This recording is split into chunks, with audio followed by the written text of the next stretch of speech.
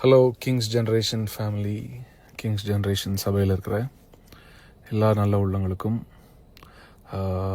ஃபேமிலிஸ்க்கும் வாழ்த்துதலை சொல்கிறேன். நான் pastor John Jebaraj தான் பேசுகிறேன். இந்த ஆடியோ கிளிப் வந்து நான் நம்முடைய சபை மக்களுக்காக மாத்திரம்தான் போடுறேன். ஆனால் இது எப்படியும் யூடியூபுக்கு வந்துடும். எல்லா சபைகளில் உள்ள பாஸ்டர்ஸும் கேட்பாங்க. தமிழ்நாடு மட்டும் இல்லை, உலகம் ஃபுல்லாக அந்த ஆடியோ போகும்னு எனக்கு தெரியும். ஆனாலும் தெரிந்ததை நான் சொல்கிறேன். அதுக்கு முன்பதாக இதை கேட்கிற எல்லா மற்ற சபை ஆட்களுக்கு, மற்ற ஊழியர்களுக்கு, மற்ற விசுவாசிகளுக்கு, கிங்ஸ் ஜென்ரேஷன் சபை அல்லாத மற்றவர்களுக்கு சொல்கிறேன். ஒருத்தருடைய பிரச்சனையை வந்து நம்ம என்டர்டெயின் பண்ணிட்டோ, இல்லை அதை குறித்த காசிப் பண்ணிட்டோ, இன்னொருத்தங்களுக்கு அனுப்பிட்டு அதை வந்து நம்ம தேவையில்லாத கமெண்ட்ஸ் பண்ணிட்டோ, இல்லை அந்த இன்னொருத்தருக்கு காயத்தை கொடுக்கறத நம்ம எப்போவுமே என்ஜாய் பண்ணக்கூடாது. அது நமக்கு நல்லது கிடையாது. நீங்கள் செய்வதற்கு கர்த்தர் உங்களுக்கு பதில் தருவாராக. கிங்ஸ் ஜென்ரேஷன் சபை மக்களோடு நான் கிட்டத்தட்ட அக்டோபர் மாதத்துலேருந்து நான் பேசலை. ஏன்னா அக்டோபர் மாதத்துக்கு அப்புறம் நான் கோயம்புத்தூரில் இல்லை, வெளியே போயிட்டேன். நான் இந்த ஆடியோவை நான் ரிலீஸ் பண்ணுற ஒரு கட்டாயத்தில் நான் வந்ததுனால வேறு வழி இல்லாமல் நான் ரிலீஸ் பண்ணுறேன். இந்த ஆடியோவில் நான் எல்லாம் பேச போகிறது கிடையாது. சில விஷயங்களை நம்முடைய சபை திறக்கப்படும் பொழுது ஜூன் 1ஆம் தேதி நம்முடைய சபையை மறுபடியும் கோயம்புத்தூர் பட்டணத்தில் திறக்கவிருக்கிறோம். எந்த கட்டடத்திற்காக நீங்கள் நிதி கொடுத்தீங்களோ அதே கட்டடத்தில் தான் நம்முடைய சபை ஆராதனை தொடங்கவிருக்கிறது. ஸோ நீங்கள் ஒருவேளை நாங்கள் ஆல்ரெடி வேறு சபைகள் நாங்கள் போயிட்டோம், இல்லை சிலர் வந்து இனி இந்த சபைக்கு நாங்கள் வர விரும்பலன்னு சொன்னால் கூட எனக்கு பிரச்சனை இல்லை. உங்களுக்காக நான் ஜெபிக்கிறேன். உங்களை மனதார நான் ரிலீஸ் பண்ணுறேன். உங்களை ஆசீர்வதிக்கிறேன். நீங்கள் எங்கே இருந்தாலும் நல்லா இருக்கணும். கிங்ஸ் ஜென்ரேஷன் ஆரம்பித்து 5 வருடங்கள் ஆகிறது. இந்த 5 வருஷத்தில் எத்தனை தியாகங்களை நான் சபைக்காக செய்திருக்கிறேன், இந்த சபை வளர்ச்சிக்காக செய்திருக்கிறேன், மக்களுடைய தேவைகளுக்காக செய்திருக்கிறேன். எத்தனை ஆயிரம் ஜனங்களை கர்த்தர் சுகமாக்கி இருக்கிறாருன்னு நீங்கள் எல்லாம் சாட்சி பார்த்துருக்கிறீங்க. ஆண்டவர் அந்த ஊழியத்தில் இருப்பதையும், ஆண்டவர் என்னோடு இருப்பதையும் பாடல்கள் மூலமாக, பிரசங்கத்தின் வாயிலாக எத்தனையோ ஹீலிங் டெஸ்டிமனிஸை நீங்கள் கேட்டு கர்த்தர் என்னோடு இருப்பதை கண்டுதான் கிட்டத்தட்ட 2300க்கும் மேற்பட்ட மெம்பர்ஸ் வந்து நம்ம சபையில் வந்து சேர்ந்தீங்க. என்னுடைய குடும்ப பிரச்சனையை நான் பொது இடத்தில் பேச விரும்பவில்லை, அதை செய்யவும் மாட்டேன். ஒருவேளை அவர்கள் தரப்பிலிருந்து ஏதாவது அவதூறான குற்றச்சாட்டுகளையோ இல்லை ஆதாரமற்ற குற்றச்சாட்டுகளையோ அவர்கள் பொது தளத்தில் வைத்தால் அதையும் நான் சந்திக்க தயார் என்று பதிவிடுகிறேன். அப்புறம் நானும் அநேக உண்மைகளை பச்சையாக வெளியே சொல்ல வேண்டிய வரும். அதற்கு எதிர்த்தரப்பினர், என்னுடைய ரீமாவுடைய குடும்பத்திலேருந்து அவங்க செய்ய மாட்டாங்க, கொஞ்சம் டீசெண்டாக நடந்துக்கிடுவாங்க நான் நினைக்கிறேன். என் குடும்ப பிரச்சனையை நான் கிட்டத்தட்ட அநேக ஆண்டுகள் சந்தித்து வருகிறேன். ஆனால் நானும் அவளும் அதை மேற்கொண்டு ஜெபத்தினாலும் அறிவுரைகளினாலும் மேற்கொண்டு நாங்கள் அதை தொடர்ந்து செய்து கொண்டே வந்தோம். அந்த பிரச்சனையை நான் வந்து அவசியப்படும் பொழுது சொல்கிறேன்னு சொல்லிட்டேன். அண்ட் பொது வளத்தில் நான் சொல்ல மாட்டேன், பொது தளத்தில் தான் சொல்ல மாட்டேன். நான் அது கடந்த ஒரு 2 வருடமாக கொஞ்சம் டாக்ஸிக்காக மாறி, அண்ட் குறிப்பாக இந்த ஜூன் மாதத்திற்கு முன்பதாக சில காரியங்கள் நிமித்தமாக எனக்கும் அவளுக்கும் உண்டான சில வாக்குவாதங்கள், சில கான்வர்சேஷன்ஸில் நான் வந்து 2 முறை சொல்லியிருந்தேன். இதற்கப்புறமும் இந்த மாதிரி பிரச்சனை தொடர்ந்து நடந்தால் அது டிவோர்ஸை நோக்கி போக வாய்ப்பு இருக்குது, வேண்டான்னு சொன்னேன். அதன் பின்பதாகவும் அது நடந்தது. ஸோ அதனால் நான் அதை முழுசாக சொல்ல விரும்பலை. ஸோ ஷார்ட்டாக உங்களுக்கு நான் சொல்கிறேன். அதுலேருந்து நான் வெளியே வந்தேன். ஜூன் மாதமே நான் என்னுடைய வீட்டிலேருந்து வெளியே வந்து விட்டேன். ஜூன் மாதமே வந்துட்டு அதன் பின்பதாக நான் அவங்கக்கிட்ட சொன்ன காரியம், இது உலகத்திற்கு தெரிய வேண்டாம், நம்ம இதை நமக்குள்ளேயே சுமூகமாக முடித்து விடலாம் என்று ஜூன் முதல் வாரத்திலேயே நான் வீட்டில் பேசிவிட்டு தான் வெளியே வந்தேன். என்னன்னா, நான் என்னுடைய ஊழியத்தில் இந்த சபையை ஆரம்பிக்கும் பொழுது யாருமே என் கூட இல்லை. எனக்கு அசிஸ்டன்ட் பாஸ்டர்னு யாரும் நான் நியமிக்கலை, அசோசியேட் பாஸ்டர் யாரையும் நான் நியமிக்கலை. ஆனால் ஊழியம் வளர கொஞ்ச நாட்கள், ஏன்னா நம்முடைய சபை வந்து ஒய்எம்சியில் தான் ஆரம்பித்தோம், கோயம்புத்தூர் ஒய்எம்சியில். கொஞ்ச நாள் ஆக ஆக சபை வளர்ந்தது. அப்புறம் கொரோனா காலத்தில் எல்லா சபையும் மூடப்பட்டது. அதன் பின்பதாக வேறொரு இடத்துல தொடங்க வேண்டும். ஏன்னா கொரோனா காலத்திலும் நம்முடைய எண்ணிக்கை மெம்பர்ஸ் வந்து ஆன்லைன் மூலமாக அதிகமானாங்க. அவர்கள் எல்லாம் வந்தால் வேற ஒரு இடம் தேவைப்படுமேன்னு சொல்லி தான் நம்ம வந்து வேற ஒரு இடத்த நோக்கி போகிறோம். இந்த காலகட்டத்தில் தான் ஒரு நபர் வந்து எனக்கு அறிமுகமாகிறார். அவர் பெயரை நான் சொல்ல மாட்டேன். பெயரை சொல்வதற்கு பயம் இல்லை, பயத்தினால் அல்ல, நான் தைரியமாக சொல்வேன். சீக்கிரம் ஒரு நாள் வெளியில் அதை சொல்ல போகிறேன் நான். ஆனால் சொல்கிறதுக்கு பதிலாக ஒரு ஹிண்ட் கொடுக்குறேன், எல்லாத்துக்கும் அது யாருன்னு தெரியும். அவரை தான் என் சர்ச்சில் எனக்கு அசோசியேட் அப்படின்னு சொல்லி வச்சுருந்தேன். கிங்ஸ் ஜென்ரேஷன் சபையில் அவர் தான் ட்ரூத் டைம் எடுப்பார். அவருக்கு கிராஸ்கட் ரோடில் அவங்க அப்பாவுக்கு, அவங்க தகப்பனாருக்கு ஒரு இடம் இருக்குது, ஒரு பில்டிங். அந்த பில்டிங்கில் மொட்டை மாடி இருந்துச்சு. அந்த மொட்டை மாடியை அங்கே ஏற்கனவே ஒரு பழைய பில்டிங் சிறிய அளவில் இருந்தது, உபயோகத்தில் இல்லாமல் இருந்தது. அப்போ அவர் சொன்னார், எங்கள் மொட்டை மாடியில் வேணால் நம்ம சபை கட்டிக்கிடலாம், நம்ம அங்கே ஆரம்பிக்கலாம்னு சொன்னார். அப்போ இது விஷயமா நாங்கள் அவங்க வீட்டில் போய் பேசினோம், அவங்க தகப்பனாட்ட பேசினோம். அப்போ அவங்க சொன்னது, ஏற்கனவே இருக்கிற அந்த சின்ன உபயோகத்தில் இல்லாத, யூஸில் இல்லாத ஒரு சின்ன பில்டிங், அந்த மொட்டை மாடியில் ஒரு 2/4 தான் இருந்துச்சு அந்த பில்டிங். அது ஏற்கனவே அந்த இன்டீரியர்லாம் இடிஞ்சு போய் தான் இருந்தது. நீங்கள் அதை இடிச்சிட்டு நீங்கள் உங்களுக்கு தேவையானதை கட்டிக்கோங்க, உங்கள் காசில் கட்டிக்கோங்க. ஆனால் உங்கள் காசில் நீங்கள் எவ்வளோ கட்டுறீங்களோ அதை நான் வந்து அட்வான்ஸ் தொகையாக எடுத்துக்கொள்கிறேன்னு அந்த நபர் வாக்கு கொடுக்குறாரு. அவர் வாக்கு கொடுத்ததுனால, அவருடைய மகனும் என் கூட இருந்ததுனால, அந்த நேரத்தில் கிங்ஸ் ஜென்ரேஷன் சபையில் இணைய விரும்பின சில குடும்பங்கள் இருந்தாங்க.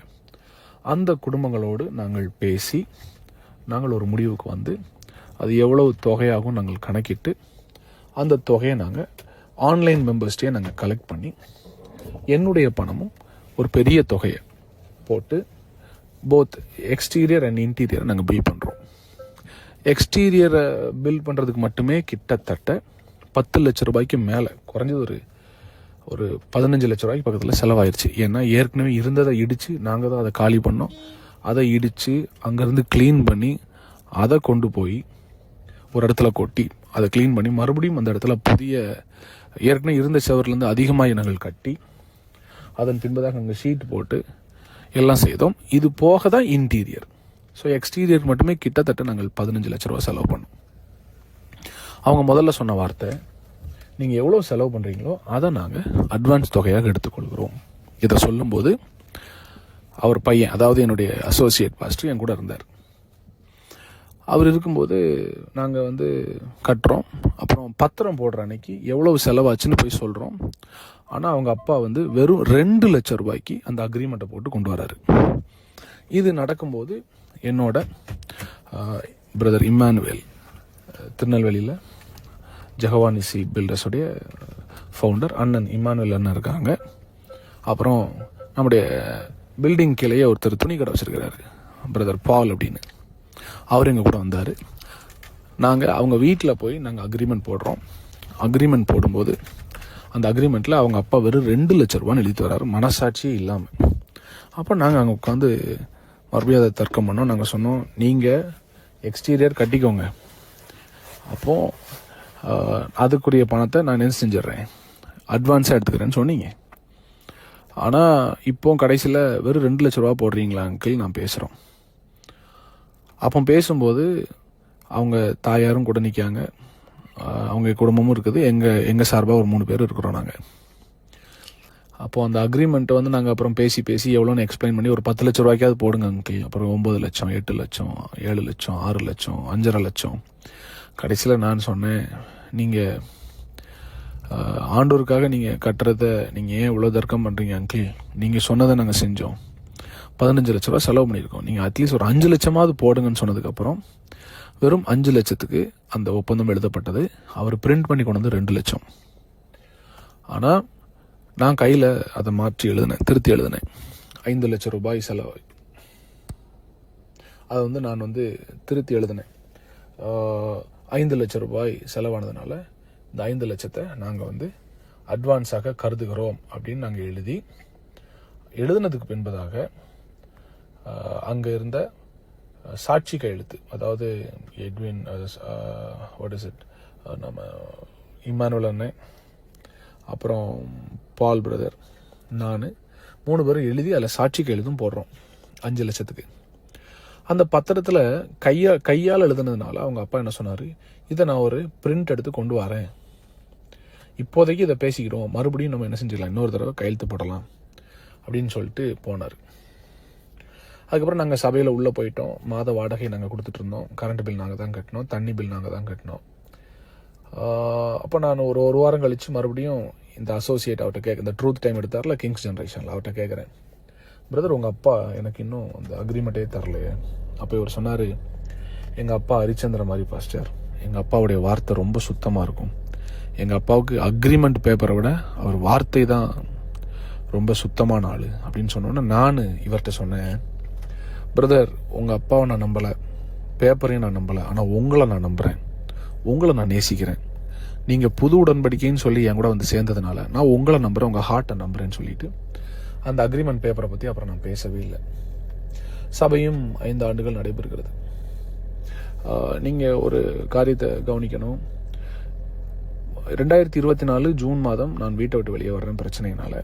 வெளியே வரும்போது நான் இம்மீடியட்டாக எங்கள் அப்பா அம்மாவுக்கும் சொல்லிட்டேன், என்னை சுற்றிலும் இருந்த எல்லாருக்கும் அதை நான் சொல்லிட்டேன், முக்கியமான நபர்களுக்கு சொல்லிட்டேன், இன்க்ளூடிங் ப்ராஃபட் டிஜோக்கு அது தெரியும். நான் வெளியே வர்றதுக்கு முன்னால் இந்த மாதிரி சில முடிவுகளை குடும்பத்தில் நான் எடுக்கிறேன் என்று நான் முதல்ல நம்பி சொன்னதே அவர்கிட்ட தான். யாரு என் கூட அந்த அசோசியேட்டாக இருந்தார்ல ஒருத்தர், இந்த ட்ரூத் டைம் பேசுகிறவர், கிங்ஸ் ஜென்ரேஷனில் வாக்கு மாறாத குடும்பத்தை சார்ந்தவர், பொய் சொல்ல தெரியாத ஒரு குடும்பம், அவர்கிட்ட தான் நான் ஃபஸ்ட்டு சொல்கிறேன், இந்த மாதிரி என்னுடைய குடும்பத்தில் ஒரு சிறிய பிரச்சனை போகுது, இந்த மாதிரின்னு சொன்னோன்னா அவர் ஃபஸ்ட்டு சொன்ன வார்த்தை, பாஸ்டர் நீங்கள் என்ன முடிவு எடுக்கிறீங்களோ நாங்கள் உங்கள் கூட இருக்கிறோம், நாங்கள் சபையாக நிற்கிறோன்னு. அதன் பின்பதாக நான் அமைதியாக தான் இருந்தேன். ஒரு மாதம், ஒரு 1.5 மாதம் போகும்போது எங்களுடைய சபையில் மொத்தமும் எதிர்த்தரப்பினரால், அதாவது என்னுடைய மனைவியின், அவளை நான் குறை சொல்ல விரும்பலை, நாங்கள் என்ன எங்களுக்கு தெரிய வருது அப்படின்னா, சபையில் இருக்கிற அநேகருக்கு இந்த விஷயம் தெரிய ஆரம்பிக்கிறது. இதை யார் சொன்னா, ஏன் சொல்கிறாங்க எனக்கு ஒன்றுமே புரியலை. இப்போ கூட அது எனக்கு ஒரு டவுட் இருக்குது, ஒருவேளை இவர் மூலமாக தான் போயிருக்க வாய்ப்பு இருக்குன்னு எனக்கு தோணுது. இப்போ சபையில் அதனுடைய ரிஃப்ளெக்ஷன்ஸ் தெரியுது, பாஸ்டருடைய ஃபேமிலியில் ஏதோ ஒரு சிறிய சலசலப்பு போகுதுன்னு. நான் இதன் நிமித்தமாய் ஜூலை ஆகஸ்ட் மாதம்லாம் வரும்போது ஒரு ஒரு ஒரு ஸ்ட்ராங்கான ஒரு டெசிஷனுக்கு வர்றேன். வந்துட்டு எங்கள் குடும்பத்துலேயும் பேசிட்டு, எங்கள் சபையில் சில ஒரு குற்றச்சாட்டை ஒரு குறிப்பிட்ட குடும்பத்தின் மீது வைத்துக்கொண்டே இருந்தாங்க. அப்போ அவங்க குடும்பத்தோடு நாங்கள் போய் பேசிட்டோம், என்னென்ன நடக்கும், இதுக்கப்புறம் நாங்கள் என்ன முடிவு எடுக்க போகிறோம்னு பேசி நாங்கள் முடிச்சிட்டோம். இந்த எனக்கும் என் மனைவிக்கும் ஒரு சிறிய சலசலப்பு போகிறது என்பதை அறிந்து கொண்டு இந்த நபர், அதாவது அந்த அசோசியேட்டு ட்ரூத் டைம் எடுக்கிறவர், என் மனைவி கூட போய் ஜாயின் பண்ணுறாரு, கை கோத்துட்டார். எனக்கு இது தெரியவே தெரியாது. அவர் முதல்ல போகும்போது நடுநிலை மாதிரி போகிறார், கம்ப்ளீட்டாக அந்த சைடு போகாமல் நடுநிலையாக போயிட்டு அவங்க சைடும் பேசுகிறாரு, என் சைடும் பேசுகிறாரு. இதை பற்றி எனக்கு தெரியவே தெரியாது. நான் அநேக காரியத்தை சொல்ல அது அந்த சைடு தெரிய இது போய்கொண்டே இருக்குது. இதற்கிடையில் இதை நான் பப்ளிக்கில் நான் வெகு சீக்கிரத்தில் அனௌன்ஸ் பண்ணுவேன். இதை குறித்து எனக்கு பயமும் இல்லை. எந்த பெண்ணை ரொம்ப ஒரு பெண் பிள்ளைய தாக்கி அசிங்கப்படுத்தி அவமானப்படுத்தி சபையை விட்டு வெளியேற்றணும்னு நினைச்சாங்களோ அந்த பெண்ணின் குடும்பத்தோடு எங்கள் குடும்பம் பேசிவிட்டார்கள்.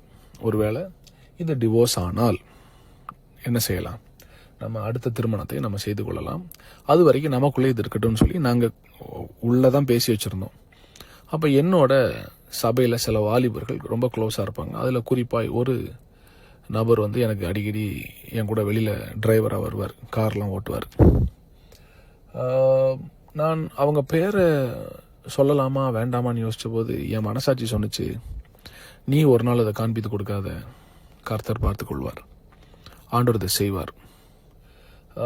நான் இந்த ஆடியோவுடைய முடிவில் என்னென்ன சில காரியங்களை கர்த்தர் ஏற்கனவே செய்ய ஆரம்பித்து விட்டார் என்பதை நான் சொல்கிறேன். அது நிச்சயமாய் உங்களுக்கு தெரிய வரும். அப்போ நாங்கள் குடும்பமாக ஆல்ரெடி இதை பேசி முடித்ததுனால நாங்கள் சேர்ந்து வெளியே போவதுண்டு, தனியில் சேர்ந்து வெளியே போவதுண்டு.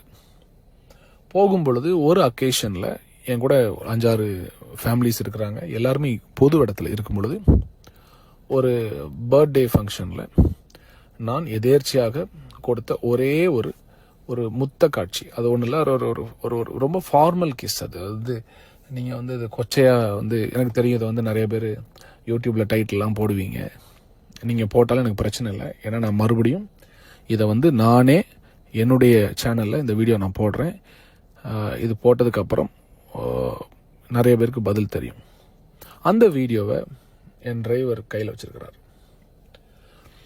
பிரியமானவர்களே, இந்த பிரச்சனை ஒரு பக்கம் போயிட்டு இருக்கும்போது எதிர்த்தரப்பினர்லேருந்து என் சைடில் இருந்த சில வாலிபர்கள் அவங்க பக்கத்தில் போகிறாங்க. காரணம் எல்லாமே எங்கள் கூட க்ளோஸாக தானே இருந்தாங்க. இருக்கும்போது அதில் ஒரு வாலிப தம்பி இருக்கான். அவங்க அப்பா ஒரு சர்ச்சு பாஸ்டர். அவர் அடுத்து நான் இந்த ஆடியோ இதோட முடியாது, ஒரு 2-3 ஆடியோஸ் நான் போடுவேன். அதில் சில ஆடியோஸ் நான் இந்த துரோகம் செய்த சில வாலிபர்களுடைய அப்பா அம்மா கிட்ட நான் நேரடியாக பேச போகிறேன். பேசி இது எப்படிப்பட்ட சாபத்தை கொண்டு வரும், இது எப்படிப்பட்ட காரியத்தை உங்கள் பிள்ளைகள் செய்திருக்கிறாங்க நான் நேரடியாகவும் யூடியூப்லேயும் நான் பேசுவேன். பட் ஒரு நாளும் பேர் சொல்ல மாட்டேன். அவங்க எல்லாம் கூட சேர்ந்துட்டு எப்படியாவது என்னை பழி வாங்க வேண்டும், என்னை தீர்த்து கட்ட வேண்டும் என்று என்னை ஒரு இது பண்ணுறாங்க. அப்போ நீங்கள் யோசிப்பீங்க, எதுக்கு அவங்கள பழி வாங்குறாங்க?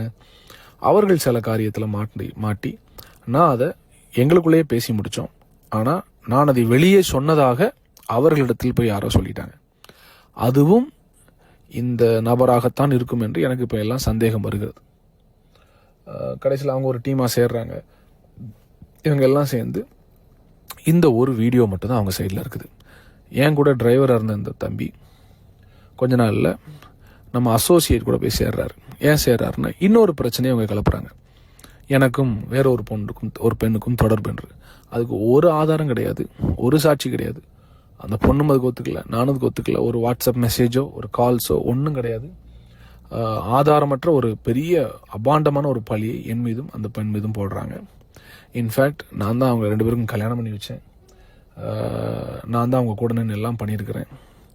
அவங்க என்னை அப்பான்னு தான் கூப்பிடுவாங்க. அந்த பெண்ணோட என்னை தொடர்பு படுத்தி பேசின உடனே நான் இமீடியட்டாக நான் அவங்க வீட்டில், அந்த பையன் பொண்ணு வீட்டில் தான் நான் தங்கியிருந்தேன் கொஞ்சம் நாட்கள், கொஞ்சம் மாதங்கள் கூட சொல்லலாம்.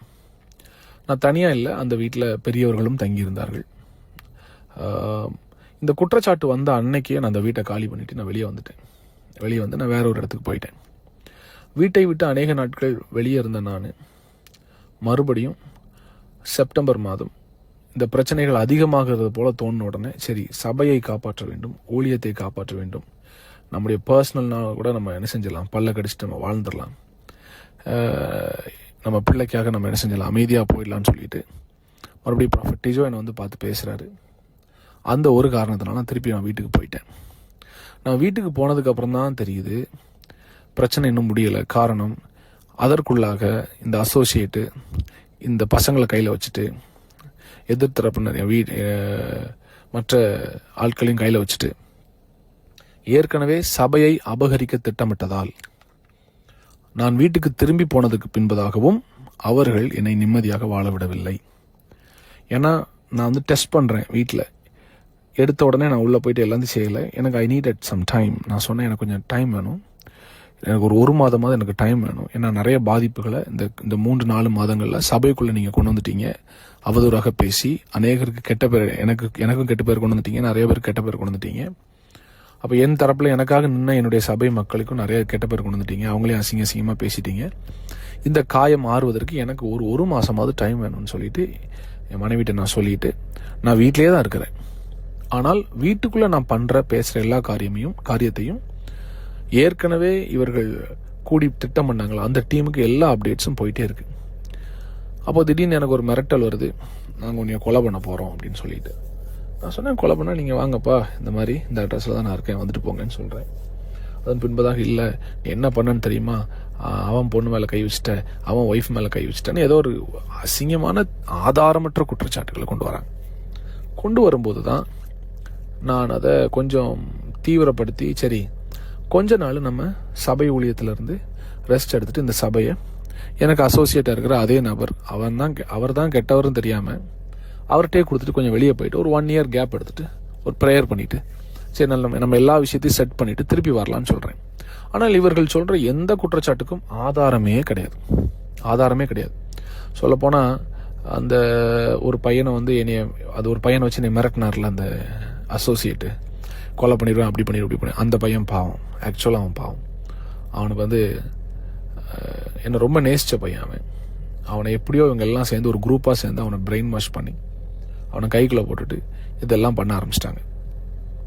இப்போது அக்டோபர் மாதம் 22ஆம் தேதி என்னுடைய பர்த்டேக்கு ஒரு நாளைக்கு முன்னால் இந்த குரூப், அதாவது இவங்க வந்து சாதாரண குரூப் கிடையாது, பெரிய சைக்கோ குரூப். இவங்க வந்து ஒரு மனிதனை எப்படி அவன் மனநலத்தை பாதிக்க வச்சு அவனை வந்து அணுவாக கொன்று அவனை மென்டலி அவனை மன அளவிலும் அவனை கொன்று அவன் உணர்ச்சிகளையும் கொன்று கிட்டத்தட்ட தற்கொலைக்கு நேராக அவனை வழிநடத்துகிற அளவுக்கு கெப்பாசிட்டி உள்ள ஆட்கள் இவங்க.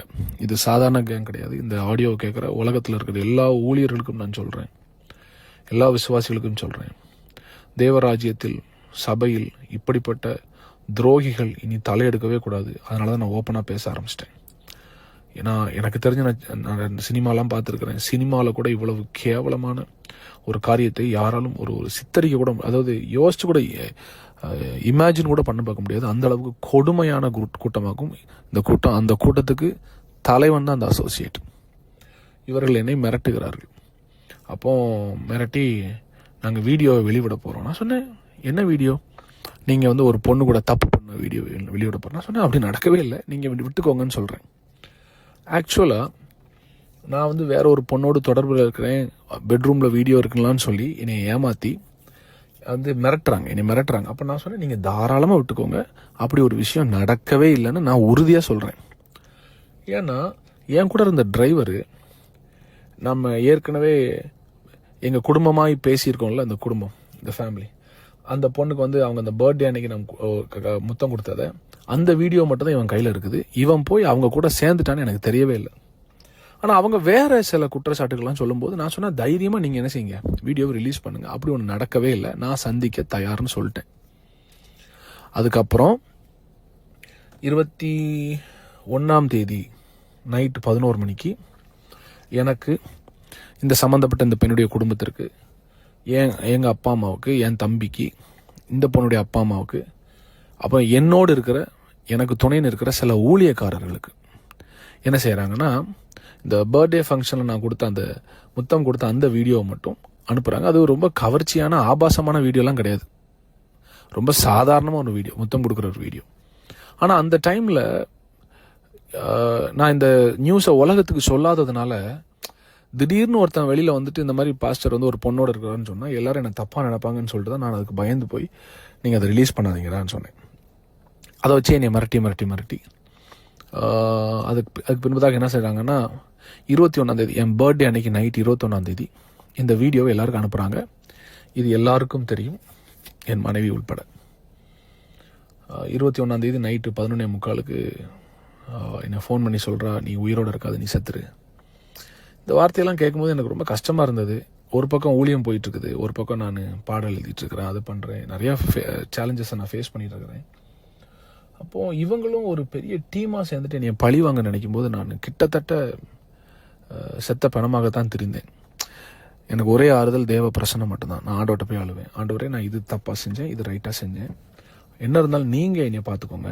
நான் ஒரு நாளும் மனிதர்கள் என்னை பழிவாங்கவோ இதை பயன்படுத்தி என்னை அழிக்க நினைத்தால் அதுக்கு நீங்கள் ஒரு நாள் நீங்கள் சம்மதிக்க மாட்டீங்கன்னு தெரியும் ஆண்டவரே, நான் ஆண்டவர்கிட்ட சொல்கிறேன். 21ஆம் தேதி நைட்டு என் பர்த்டே கெடுப்பதற்காகவே கரெக்டாக இவங்க என்ன பண்ணுறாங்கன்னா ஒரு வீடியோ ரிலீஸ் பண்ணுறாங்க. இந்த வீடியோவை முக்கியமான ஆட்களுக்கும் எனக்கும் அதை ஃபார்வர்ட் பண்ணுறாங்க. நீங்கள் நல்லா கவனிங்க. அதன் பின்பதாக 22ஆம் தேதி என் பர்த்டே நான் ஒழுங்காக கொண்டாடலை, நிம்மதியாக நான் இல்லை. ஆக்சுவலாக கொஞ்சம் கஷ்டமாக தான் இருந்துச்சு எனக்கு இப்போ கூட அதை நினச்சா அழுக வருது. பட் பரவாயில்ல. 27ஆம் தேதி சண்டே, 27ஆம் தேதி சண்டே. ஸோ என்னுடைய பர்த்டேக்கு ஒரு வாரத்துக்கு முன்பதாகவே என் சபையிலிருந்து குறிப்பாக இந்த அசோசியேட்டும் அவருடைய மனைவியும் எங்கள் சபை குரூப்பில், வாட்ஸ்அப் குரூப்பில் ஒரு மெசேஜ் போடுறாங்க. எங்களுக்கும் இந்த சபைக்கும் இனி சம்பந்தம் இல்லை அப்படின்னு ஒரு மெசேஜ் போடுறாங்க. இதை பார்த்துட்டு நான் மனவேதனைப்பட்டு அவருக்கு கூப்பிட்டோன்னே அவர் சொன்னார், இல்லை நாங்கள் ஆல்ரெடி முடிவு எடுத்துட்டோம். நான் சொன்னேன், எதற்காக நீங்கள் முடிவு எடுக்கிறீங்க? நீங்கள் இதில் வெளியே போகிறதுக்கு என்ன சம்மந்தம்? இல்லை ஜனங்கள் எங்ககிட்ட கேள்வி கேட்குறாங்க. நான் சொன்னேன், யார் கேள்வி கேட்டாலும் பாஸ்டர்ட்ட பேச சொல்லுங்கள், என்கிட்ட பேச சொல்லுங்கன்னு சொன்னேன். ஆனால் இவர் தான் தலைவன் எனக்கு தெரியாமல் நான் அவர் சொன்னதை நம்பிட்டு சொன்னேன், சரி பிரதர், ஒருவேளை நீங்கள் இந்த ஊழியத்தை விட்டு வெளியே போகிறீங்கன்னா பார்த்து போய்க்கோங்க, பட் நான் உயிரோடு இருக்கிற வரைக்கும் ஊழியம் பண்ணுவேன், நான் ஊழியத்தை செஞ்சுக்கிறேன், நான் பார்த்துக்கிறேன்னு சொல்லிட்டு விட்டுட்டேன். 2 வாரத்துக்கு முன்பதாகவே இந்த சபையின் ஊழியத்திலிருந்து விடுபடுகிறேன் என்று சொன்ன இந்த நபர் அந்த பசங்கள் கூட தான் கான்டாக்டில் இருந்தார். இன்ஃபேக்ட் அந்த ஒரு தம்பி என்னை ஒரு நாள் நைட் ஃபோன் பண்ணி உன்னை கொலை பண்ணிடுவேன், அதை பண்ணிடுவேன்னு சொல்லும்போது அதுக்கு கான்ஃபரன்ஸ் கால் போட்டு தந்ததே இவர் தான். அப்போ இவரோடு தான் அவங்க எல்லாமே கனெக்ஷனில் இருக்கிறாங்க. ஒரு பெரிய நாடகம் என்னை சுற்றி அரங்கேறி கொண்டு இருக்கிறது. எனக்கு இதை கிரகிக்க முடியல. என்னென்னா என் கூட இருந்த பசங்களை இவன் எனக்கு விரோதமாக திருப்பி விட்டுட்டானேன்ற ஒரு ஆதங்கத்தில் என்னால் சாப்பிட முடியல, என்னால் ஒன்றுமே செய்ய முடியல. 2வது ஒரு பதட்டம் இருந்தது. இதை கேட்குற எல்லா ஊழியர்களுக்கும் இந்த பதட்டம் வந்திருக்கணும். அதாவது உங்களுக்கு இப்படி ஒரு சம்பவம் நடந்தால், உங்களுக்கு வாழ்க்கையில் இந்த மாதிரி ஒரு காரியம் நடந்துச்சுன்னா, இப்படி ஒரு குரூப் உங்கள் சர்ச்சில் உங்கள் வீடியோ ரிலீஸ் பண்ண போகிறோன்னு சொன்னால் உங்கள் மனநிலைமை எப்படி இருக்குன்னு யோசிச்சு பாருங்கள். இல்லை உங்கள் பிள்ளைகளுக்கு இப்படி நடந்திருந்தால் அது எப்படி இருக்குன்னு யோசிச்சு பாருங்கள். நான் ரொம்ப வேதனைப்பட்டு என்னால் சாப்பிட முடியல, தூங்க முடியல. ஒரு பக்கம் குடும்பத்தில் போகும் இந்த பிரச்சனை, 2வது சபையில் போகும் இந்த பிரச்சனை. ஆனாலும் சபை ஒரு பக்கம் வளர்ந்துட்டே இருக்கு. வாரம் ஹீலிங் டெஸ்டிமனிஸ் நடக்குது. கர்த்தர் என்னை கைவிடவே இல்லை, கர்த்தர் என் கூட இருக்கிறார். சபையிலிருந்து விடுபடுகிறேன் என்று சொன்ன இந்த நபர் கரெக்டாக பிரச்சனை நடந்த அன்று நான் 26ஆம் தேதி வீட்டில் இருந்து கிளம்பி மதுரைக்கு போகிறேன். என் ஒய்ஃப்ட்ட சொல்கிறேன், நாளைக்கு நான் ஒரு கெஸ்ட் ஸ்பீக்கர் அரேஞ்ச் பண்ணிட்டேன், அவர் வருவார், எனக்கு கொஞ்சம் டைம் வேணும், ஒரு 2 மாதம் டைம் வேணும். நான் அவர் கையில் கெஸ்ட் ஸ்பீக்கராக என் தம்பி பாஸ்டர் ஜெனில்குமார், அவர் கையில் கொடுத்துட்டு நீங்கள் சர்ச் நடத்துங்க தம்பி, நீங்கள் நடத்துங்க, எனக்கு ஒரு 6 மாதம் டைம் தாங்க, நீங்கள் நடத்துங்க, நான் திருப்பி வர்றேன்னு சொல்லிட்டு நான் போகிறேன். ஆனால் 26ஆம் தேதி நான் கிளம்பும்போது எனக்கு ஒரு ஹிண்ட்டும் இல்லை அடுத்த நாள் இவங்க சபைக்கு வர போகிறாங்க. 26ஆம் தேதி நான் ஊருக்கு கிளம்பி போனதுக்கு அப்புறம் நான் இல்லாததை தெரிந்து கொண்டு, அது எப்படி தெரிஞ்சாங்கன்னு, நான் ஊருக்கு போனதை ஒரு நபர்கிட்ட வீட்டில் மட்டும் தான் சொல்லிட்டு போனேன். ஆனால் இவங்க எல்லாத்துக்கும் நான் இல்லாதது எப்படி தெரியும்னு தெரில. உங்கள் எல்லாத்துக்கும் இப்போ புரிஞ்சிருக்கும், இவங்க எல்லாரும் ஒரே டீமாக செயல்பட்டுருக்காங்கன்னு. இவங்க ஒரே டீமாக செயல்பட்டு 27ஆம் தேதி நான் மதுரையில் காலையில் 7 மணிக்கு எந்திரிக்கும்போது எனக்கு ஃபஸ்ட்டு ஃபோன் கால் என் ஒய்ஃப் தான் கூப்பிட்றா, அந்த மாதிரி அந்த பசங்க சர்ச்சில் பிரச்சனை பண்ணுறாங்க. நான் சொன்னேன், எந்த பசங்க வர்றாங்க? இல்லை அந்த குறிப்பிட்ட ஒரு 3 பசங்களுடைய பேர் சொல்லி அவங்க வந்திருக்காங்க. என்ன பிரச்சனை பண்ணுறாங்க? ஏதோ ஒரு வீடியோ வச்சுருக்காங்க. என்ன வீடியோ வச்சுருக்கிறாங்க? அவங்க சொன்னதும் அவங்க கொண்டு வந்ததும் வேற. 2வது, இதுக்கு அந்த சபை நிறுத்த இவங்க பிளான் பண்ணும்போது இதற்கு முதல்ல ஹெட்டாக நின்று பிளான் பண்ணதே என்னுடைய அசோசியேட் தான், அந்த ட்ரூத் டைம் எடுக்கிறவர் தான். அவரும் அன்றைக்கி இந்த சர்ச்சுக்கு வந்திருக்கிறார். அப்போ எனக்கு முதல் கேள்வி மனசில் எழும்புச்சு, 2 வாரத்துக்கு முன்னால் இந்த சபைக்கும் எனக்கும் பிரச்சனை இல்லைன்னு சொன்ன நபர் எதற்காக நிற்கிறார்? அடுத்து அவர் எனக்கு லேட்டராக சொன்னது, பாஸ்டர் அவங்க பிரச்சனை பண்ண வந்தாங்க, உங்களை அட்டாக் பண்ண வந்தாங்க, உங்களுக்கு எதுவும் ஆயிடக்கூடாதுன்னு தான் நாங்கள் கூட வந்தோம். என்னுடைய ஒரே கேள்வி, அப்போ நீ முதல்ல எனக்கு தானே ஃபோன் பண்ணி சொல்லியிருக்கணும் இந்த மாதிரி பசங்க வராங்கன்னு, ஏன் ஃபோன் பண்ணி சொல்லலை? கேட்டால் நீங்கள் என் ஃபோன் நம்பரை பிளாக் பண்ணிட்டீங்க. இவர் எப்போ சர்ச்சுக்கு வரமாட்டேன், இந்த சர்ச்சை விட்டு வெளியே போகிறேன்னு சொன்னாரோ அவர் மேலே வருத்தத்தில் நான் பிளாக் பண்ணேன். ஆனால் அவருடைய மனைவியின் ஃபோனை நான் பிளாக் பண்ணல. 2வது, அவர் ஃபோன்லேருந்து மட்டும் இல்லை, அவர் என்னை காண்டாக்ட் பண்ண நினச்சிருந்தா எந்த ஃபோன்லேருந்து என்னை காண்டாக்ட் பண்ணியிருக்கலாம், அட்லீஸ்ட் ஒரு மெசேஜாவது அனுப்பியிருக்கலாம் எனக்கு அவர். ஆனால் அவர் செய்யவே இல்லை. என்னையை காப்பாற்றுவதை போல ஒரு நாடகம் ஆடிட்டு இந்த பசங்களை தூண்டி விட்டதே இந்த நபர் தான். அன்னைக்கு காலையில் சபையை நிறுத்தும்போது இவங்களுக்கு எப்படி சர்ச்சை நிறுத்தணுன்ற ஐடியா வந்துச்சுன்னு எனக்கு இப்போவும் புரியவே இல்லை. இவங்க சொல்லுகிற குற்றச்சாட்டுக்கும் சபைக்கும் என்ன சம்மந்தம்னு தெரியல. ஒருவேளை அது உண்மை கிடையாது, ஒருவேளை அவங்க சொல்கிற குற்றச்சாட்டு உண்மையாக இருந்தால் கூட அது ஒரு வீட்டுக்குள்ளேயோ ஒரு வெளியில் வச்சோ பேசி தீர்க்கப்பட வேண்டிய ஒரு விஷயம். அதை கொண்டு இவ்வளவு வேகமாய் வளர்கிற ஒரு 2500 பேர் உள்ள சபையை ஞாயிற்றுக்கிழமை ஆராதனை நடக்கும்போது நிறுத்தினாங்கன்னா அப்போ எந்த அளவுக்கு இவர்களுக்கு தேவ பிரசனத்தின் மேலும் வார்த்தையின் மேலும் ஒரு நாட்டமோ ஒரு மரியாதையோ இருக்கு, எனக்கு ஒன்றுமே புரியல. அதுவும் குறிப்பாக இந்த நபர் இந்த ட்ரூத் டைம் எடுக்காரு பாருங்க, அன்பை மாத்திரம் தான் பேசுவார், கர்த்தர் நல்லவர்னு பேசுகிறார். ஒரு வேதாகம கல்லூரி கூட நடத்திட்டு இருக்காரு அவர். அது கூட நான் அவருக்கு கிராஜுவேஷன் கூட சப்போர்ட் பண்ணேன். இவருக்கு எப்படி ஒரு சபை ஆராதனையை நிறுத்துவதற்கு மனசு வந்துச்சுன்னே தெரில. எனக்கு இப்போ நினைச்சாலும் கண்ணீர் வருது எனக்கு. இவர் நின்று அந்த பசங்களை ஏவி விட்டு சபையை நிறுத்துறாரு. இவர் சொன்னார், என்னை காப்பாற்ற வந்தேன்னு. ஆனால் அன்னைக்கு அந்த பிரச்சனை நடக்கும்போது என்னுடைய இன்னொரு அசோசியேட் பாஸ்டர் டேவிட் ரமேஷ், என்னுடைய இன்னொரு அசோசியேட் பாஸ்டர் மனோகர் தாஸ், என்னுடைய இன்னொரு அசோசியேட் பாஸ்டர் சாம், இவங்க 3 பேர் அங்கே இருக்கிறாங்க. இது போக என்னுடைய விசுவாசிகள் எல்லாரும் இருக்கிறாங்க. குறிப்பாக என்னுடைய சில முக்கியமான மூப்பர்களும், பிரதர் ராஜ்குமார், இந்த மாதிரி சில முக்கியமான மூப்பர்களும் அங்கே இருக்கிறாங்க. பிரதர் விக்டர் எல்லாம் இருக்கிறாங்க. இவங்க எல்லாரும் இந்த பசங்களை நிறுத்தி, தம்பி இது சபை, நீங்கள் சொல்கிற குற்றச்சாட்டு தனிப்பட்ட குற்றச்சாட்டு, நீங்கள் அங்கே தான் அதை பேசணும், சபையை நிறுத்த யாருக்கும் உரிமை இல்லைன்னு சொல்லி இந்த பசங்களை சொல்லி மேடையிலேருந்து இறக்கி கீழே கொண்டு வந்துட்டாங்க. அந்த பசங்களும் வர்றாங்க. வந்த பசங்களை மறுபடியும் கையை பிடிச்சி முன்னால் போய் நின்று பேசுன்னு சொன்னதே இந்த அசோசியேட் தான். யார்? இந்த ட்ரூத் டைம் எடுக்கிறவர் தான். இது நானல்ல, அங்கே இருந்த எல்லா விசுவாசிகளும் சொன்னது, எல்லா பாஸ்டர்ஸும் சொன்னது. என்கிட்ட ஃபோன் பண்ணி அழுதாங்க, பாஸ்டர் நாங்கள் இந்த பசங்க தான் பிரச்சனை பண்ணுறாங்கன்னு நினைக்கிறோம், அப்புறம் தான் தெரியுது இவர் தான் பாஸ்டர் அந்த பசங்களே கூட்டிகிட்டு வந்திருக்கிறாரு, இவர் தான் அந்த பசங்களை மறுபடியும் மேடையில் ஏற சொல்கிறாரு, அந்த பசங்க கீழ்ப்படிஞ்சு சபை ஆராதனையை தொடக்கூடாதுன்னு வெளியே போகிறாங்க பாஸ்டர், ஆனால் இவர் கேட்க மாட்டேக்காரு, இவர் கையை பிடிச்சி மறுபடியும் மேடை கூட்டு போகிறாரு, இவர் கையை பிடிச்சி பேசுங்கடான்னு சொல்கிறாரு. அடுத்தது நான் சொன்னேன்ல அந்த பர்த்டே பார்ட்டியில் கிஸ் பண்ண வீடியோ, அந்த வீடியோவை ஃபோனில் எல்லாருக்கும் காண்பித்ததே இவர் தான். யார்? அசோசியேட் தான். இந்த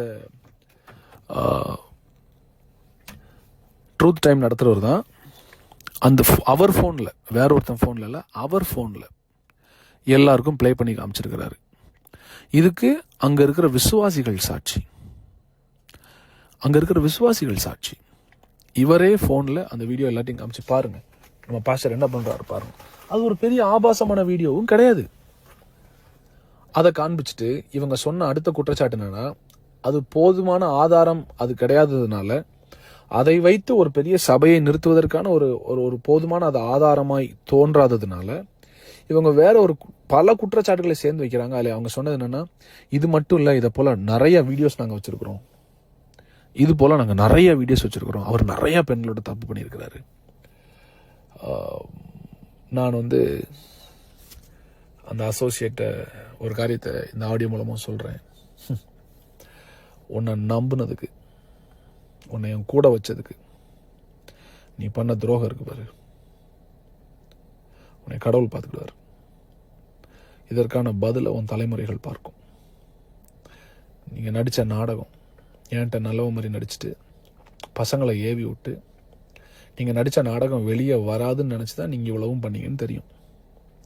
ஆனால் கர்த்தர் யாருன்னு சொல்கிறேன், எனக்குள்ள இருக்கிற ஆவியானவர் யாருன்னு சொல்கிறேன், அவர் எல்லாத்தையும் காண்பிச்சு கொடுத்துருவார், எல்லாத்தையும் வெளிச்சத்துக்கு கொண்டு வந்துடுவார். நான் இன்னும் சில உண்மைகளை சொல்கிறேன். அந்த பசங்களை வச்சு பிரச்சனை பண்ணிட்டு சபையை நிறுத்திட்டு சபை ஆராதனை நடக்காதுன்னு எல்லாரையும் போக வச்சிருக்கிறாங்க. என் முதல் கேள்வி, எனக்கு அசோசியேட் பாஸ்டர் இருந்துட்டு இந்த சபைக்கும் எனக்கும் சம்மந்தம் இல்லைன்னு சொல்லி வெளியே போனேன், உங்களுக்கு மறுபடியும் அந்த சபையில் என்ன வேலை? அதுவும் கரெக்டாக இந்த பசங்க வர்ற அன்னைக்கு. ஒருவேளை என் பில்டிங்கு எந்த பிரச்சனையும் வந்துடக்கூடாதுன்னு காப்பாற்ற வந்தேன், இல்லை பாஸ்டர் மேலே கையை வச்சிடக்கூடாதுன்னு காப்பாற்ற வந்தேன். நான் அந்த சபையில் அன்னைக்கு ஞாயிற்றுக்கிழமை காலையில் இல்லைன்ற விஷயம் உங்களுக்கு தெரியும். அப்புறம் எப்படி இந்த பசங்க நீ அட்டாக் பண்ணுவாங்க நீங்கள் சொன்னீங்க?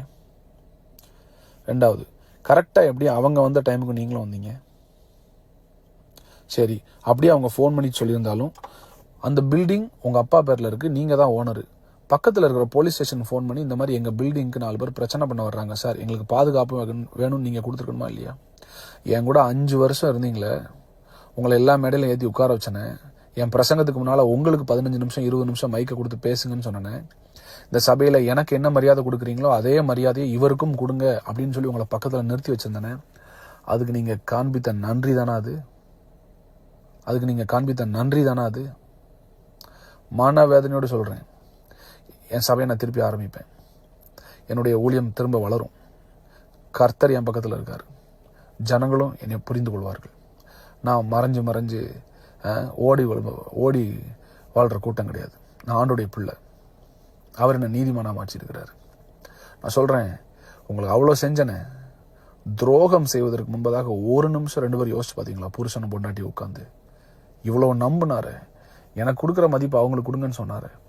இந்த சபை ஒருவேளை நான் அடுத்து கிளை சபைகள் வேறு தேசங்களில் ஆரம்பித்தா நான் போவேன், அப்போ இந்த சபை எவ்வளோ பெரிய சபையாக இருந்தாலும் இதை என்னுடைய அசோசியேட் கையில் கொடுத்துட்டு போவேன்னு சொன்னேன். எப்படி அவங்களுக்கு மனசு வந்துச்சு இப்படி ஒரு இருதயம் உள்ள ஒரு மனுஷனை நீங்கள் சிதைப்பதற்கு? மனசாட்சியில் உங்கள் 2 பேருக்கும் மனசாட்சி இல்லை, நீங்களாம் பைபிளை தொடாதீங்க. இல்லை பிரசங்கம் வர பண்ணுறீங்க, அன்று கர்த்தர் நல்லவர்னு. சரி, மற்ற மக்களுக்கு நான் அதை சொல்கிறேன். ஏன்னா அந்த ஆடியோ அவரும் கேட்பாரு, அவருக்கும் தெரியணும், அவருக்கும் குத்தணும். இது அவங்க குடும்பத்தாருக்கும் தெரியணும். இப்படி ஒரு பாம்பை வளர்த்து வச்சிருக்கிறோன்னு, இப்படி ஒரு சர்ப்பத்தை வளர்த்து வேற ஒரு உலகத்தில் கர்த்தரால் உயர்த்தப்பட்ட ஒரு பிள்ளைய எந்த சிபாரிசும் இல்லாமல், எந்த யாருடைய ரெக்கமெண்டேஷனும் இல்லாமல், கிருபையால் மாத்திரம் மேலே வந்து இத்தனை ஆண்டுகள் கஷ்டப்பட்டு ஊழியத்தில் மேலே வந்து உலகத்துக்கே ஆசீர்வாதமாக இருக்கிற ஒரு பிள்ளைய உங்கள் மகன் மனசாட்சி இல்லாமல் கொண்டிருக்கிறான். அது உங்களுக்கு கேட்கணும், உங்களுக்கு புரியணும். சாபத்தை சம்பாதிச்சு வச்சிருக்கீங்க நீங்கள். மக்களுக்கு நான் சொல்கிறேன், அன்னைக்கு அந்த பிரச்சனை நடக்கும்போது கூட இருந்த எல்லாரும் அநேக ஆதாரமற்ற குற்றச்சாட்டுகள் அவங்க வந்து காண்பிச்சு இந்த ஒரு வீடியோ தான், ஆனால் நிறைய வச்சிருக்கோன்னு சொன்னாங்க. எங்கே வச்சிருக்கிறீங்க? ரிலீஸ் பண்ணுங்கடா. நீங்கள் உங்கள் கையில் இல்லைன்னு தெரியும். இந்த ஒரு வீடியோ வச்சுட்டு இன்னும் நிறையா இருக்குது. யார் நீங்கள்லாம் நிறையா வச்சு நீங்கள் காண்பிக்காத ஆட்களா? மனசாட்சி இல்லாதனோட நீங்கள்லாம். உங்கள் மேலே இம்பார்ட்டேஷன் வச்சு உங்களை போராட்டத்துக்குலாம் நான் காரில் கூப்பிட்டு போய் சாப்பாடு வாங்கி கொடுத்து என் கூட ஸ்டார் ஹோட்டலில் தங்க வச்சு எனக்குரிய மரியாதை உங்களுக்கு கொடுத்து எத்தனையோ மீட்டிங்கில் எனக்கு போட்ட சால்வை உங்களுக்கு நான் போட்டு உங்களை கூட வச்சு ஊழியத்தில் நான் படித்து கொடுத்து எப்படி பிரசங்கம் பண்ணணும், எப்படி அனாயிண்டிங்கில் நடத்தணும், எப்படி டெலிவர் பண்ணணும், எப்படி ஹீல் பண்ணணும் நான் சொல்லிக் கொடுத்தே நீங்கள் எனக்கு கொடுத்த பாடம் தானடா. அப்போ இவ்வளோ நாள் நீங்கள் என் கூட இருந்து என் காசு பணம் என் பெயர் புகழ் தான் உங்களுக்கு அவ்வளோ எரிச்சலை உண்டு பண்ணியிருக்கு, உங்களுக்கு பொறாமையை உண்டு பண்ணியிருக்கு. அப்படி தானே? என் முகத்திலே முடிச்சிடாதீங்க நீங்கள் யாரும். ஆண்டவர் உங்களை பார்த்துக்கிடுவார். நான் என்னைக்கோ மாம்சத்தில் செயல்பட்டால் நான் பண்ணியிருக்கலாம், சில தவறான காரியத்தை செய்திருக்கலாம், எனக்கும் தோணுச்சு. ஆனால் ஆண்டவரை நான் நம்புறேன்டா. ஆண்டவரை நான் நம்புறேன். எனக்கு அவர் நீதி செய்வார் நான் நம்புறேன். அதனால தான் நான் அமைதியாக இருக்கிறேன். சபை மக்களுக்கு நான் சொல்கிறேன், இவங்க அன்றைக்கி என்னை மிரட்டி ஒரு குரூப்பாக உட்காந்து அன்றைக்கி வந்தது எல்லாமே எனக்கு விரோதமான ஆட்கள். யார் யார் மேலே சர்ச்சில் நான் ஆக்ஷன் எடுத்திருந்தனும், தனியாக கூப்பிட்டு பர்சனலாக வார்ன் பண்ணணும், அவங்க எல்லாரும் அன்றைக்கி வந்து உட்காந்துருக்குறாங்க. அதில் ஒரு சிலர் ஏமாற்றப்பட்டார்கள் எனக்கு தெரியும். எனக்கு ஃபோன் பண்ணிவிட்டு 40 லட்சம் நீ இப்போ கொடுக்கலன்னா இந்த வீடியோவை ரிலீஸ் பண்ணிடுவோம்.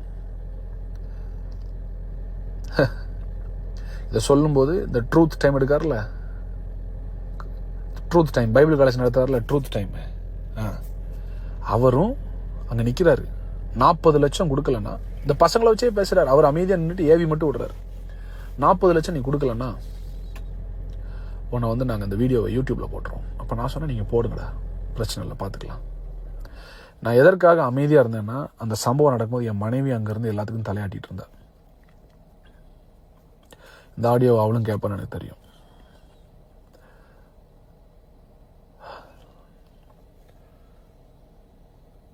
ரீமா, இவங்க எல்லாம் உனக்கு உதவி செய்யலை, வாழ்க்கையை கொண்டிருக்காங்க, உன் ஃப்யூச்சர் அழிச்சிருக்காங்க மட்டும் புரிஞ்சுக்கோ. நீ உன்னை குறிச்சோ உன் குடும்பத்தை குறிச்சோ நான் பப்ளிக்கில் ஒன்றாலும் தப்பாக பேச மாட்டேன். அதற்குரிய வரையறையை நீங்கள் தான் பாதுகாத்துக்கணும். அந்த லிமிட்டை நீங்கள் தான் காப்பாற்றிக்கிடணும். நீங்களும் ஒரு லிமிட்டை தாண்டி போனீங்கன்னா நானும் சில விஷயத்த பேச வேண்டிய வரும். அது வரக்கூடாதுன்னு நான் ஜெபிக்கிறேன்.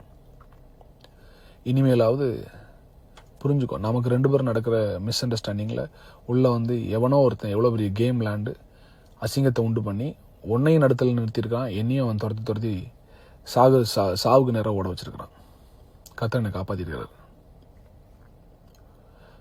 உனக்கு ஒரு விஷயம் புரியணும். இந்த பிரச்சனைலாம் நடக்கும்போது எந்த ஒரு மனுஷனாக இருந்தாலும் அவனுக்கு முதல்ல தோன்றது செத்து போயிடலான்னு. எனக்கு கிட்டத்தட்ட 4-5 முறை தற்கொலை செய்கிற எண்ணம் வந்தது. டிப்ரெஷனில் இருந்தேன் 3 மாசமா. சாப்பிடலை, 9 கிலோ கம்மியான உடம்புல. பட் ஸ்டில் ஒவ்வொரு நாளும் ஆண்டவர் பிரசனத்தில் உட்காந்து ஜெபம் பண்ணேன். நீ நினைப்ப இவ்வளோ தப்பாக பண்ணிட்டு அதை பண்ணுற, ஒன்றும் இல்லை ரீமா. நம்ம 2 பேருக்கு தான் தெரியும் என்னென்ன தவறு நடந்துச்சுன்னு. என்னவா இருந்தாலும் அதை கர்த்தர் என்னை பார்த்துக்கிடுவார். மறுபடியும் சொல்கிறேன், ஒன்றை நான் பொது இடத்துல அசிங்கப்படுத்த மாட்டேன். நீயே ஒருவேளை வந்து வெளியில் என்னை பற்றி தப்பாக சொன்னாலும் I will never open my mouth to tell the world who you are and I will never do that. Yeah. I love my son, Zain. சபை மக்களுக்கு நான் சொல்கிறேன், அன்னைக்கு 40 லட்ச ரூபா டிமாண்ட் பண்ணுறாங்க. நான் கொடுக்க முடியாதுன்னு சொன்னேன். அன்னைக்கு சாயங்காலமே யூடியூப்காரங்களுக்கு ஃபோன் பண்ணி இந்த மாதிரி ஒரு பிரச்சனை போகுதுன்னு எனக்கு கொஞ்சம் கொஞ்சமாக கொடுக்குறாங்க, பெயின் கொடுக்குறாங்க. நான் சொல்கிறேன், அதாவது ஒரு மனுஷனுக்கு வந்து எவ்வளவு பெயினை தாங்கிக் கொள்வதற்கு பலன் இருக்குன்னு எனக்கு தெரியல. பட் நான் வந்து சில நாள் ஆண்டவர்கிட்ட நான் அழுது சொன்னேன், எனக்கு பலன் இல்லை ஆண்டவரே, எனக்கு பலன் இல்லை. எஸ், நான் சந்தோஷமான ஜான் ஜெபராஜ், ஆடி பாடுற ஜான் ஜெபராஜ் தேவ பிரசன்னத்தில். எஸ், உண்மை. நானும் மனுஷன் தானே, என்னால் முடியல ஆண்டவர். நான் ஒன்று ஆண்டவர்கிட்ட சொன்னேன், ஆண்டவரே ஒன்று என்னை எடுத்துக்கோங்க, இல்லை நாங்கள் வந்துடுறேன், என்னால் இங்கே முடியல ஆண்டவரே. இதற்கிடையே இவங்க எல்லாரும் சேர்ந்து என்னுடைய ஆதரவாளர்கள், என் கூட நிற்கிற சில பெரிய ஊழியர்களுக்கு இவங்க ஏற்கனவே 1-2 மாதங்களுக்கு முன்பதாகவே இவங்க தனிப்பட்ட விதத்தில் ஃபோன் பண்ணி பேசி, இவங்க எல்லாரும் சேர்ந்து ஆமான்னு சொன்ன உடனே அவங்களும் நம்பி, இவங்க யாருமே இந்த பிரச்சனை நடக்கும்போது எனக்கு ஒரு ஃபோன் கூட பண்ணல. சிலர் ஃபோன் பண்ணி சில அறிவுரைகளை சொல்ல விரும்பினாங்க. இந்த பிரச்சனையை கேட்டு என்கிட்ட பேசாமல் போனேன், என்னை விட்டு தள்ளி போனேன், இனிமேல் அவரை யூஸ் பண்ணக்கூடாதுன்னு நினச்ச எல்லா ஊழியக்காரங்களுக்கும் ஒரு காரியத்தை சொல்கிறேன். இதுவரைக்கும் நீங்கள் காண்பித்த அன்புக்கு நன்றி. நீங்கள் எடுத்த முடிவு நல்லது. நான் மரண இருளின் பள்ளத்தாக்கில் போகும்போது என் கூட நிற்காம கண்மலை உச்சியில் மாத்திரம் என் கூட நிற்க விரும்பின உங்களுக்கு நான் ஒரு காரியத்தை சொல்கிறேன். இனி உங்கள் நட்பு எனக்கு தேவையில்லை. இந்த உலகத்தில் வாழ எனக்கு தெரியும். கர்த்தர் என் கூட இருக்கிறாரு. என்னை நேசிப்பதற்காக கோடிக்கணக்கான மக்கள் ஆண்டவர் வச்சிருக்கிறாரு. எஸ், வச்சிருக்கிறாரு. ஆண்டவர் எனக்காக யுத்தம் செய்வார். கர்த்தர் எனக்காக யுத்தம் செய்வார். ஒரு மனுஷனை மிரட்டி ஊழியத்தை எடுத்து குடும்பத்தை பிரித்து விட்ட அசோசியேட் பைபிள் காலேஜ் நிறுவனருக்கு சொல்கிறேன், ஆண்டோடைய பார்வையில் நீ செஞ்சது பெரிய துரோகம். கிருபையை பேசுகிறேன்னு சொல்லிட்டு என்னைய கவர் பண்ணுறதை விட்டுட்டு என் நிர்வாணத்தை வெளியில் காமிச்ச ஒன்று உன் குடும்பத்தை கர்த்தர் பார்த்துக்கிடுவார். வயிறு எறிஞ்சு சொல்கிறேன், கர்த்தர் பார்த்துட்டு உன்னை. இதெல்லாம் நடக்கும்போது நான் எங்கள் ஊருக்கு போயிட்டேன். எங்கள் ஊரில் இருந்து நான் எல்லாத்தையும் டீல் பண்ணிகிட்டு இருக்கிறேன். நீங்கள் எல்லாம் புரிஞ்சுக்கோங்க. இந்த சபையை நானே கொடுப்பேன்னு சொல்லும்போது எனக்கு வேண்டான்னு சொல்லிட்டு போனேன் இந்த அசோசியேட் ட்ரூத் டைம் எடுக்கிறவர் கரெக்டாக அந்த சபை நிறுத்தப்பட்ட அடுத்த ஒரு வாரத்தில் சபை தொடங்குறாரு.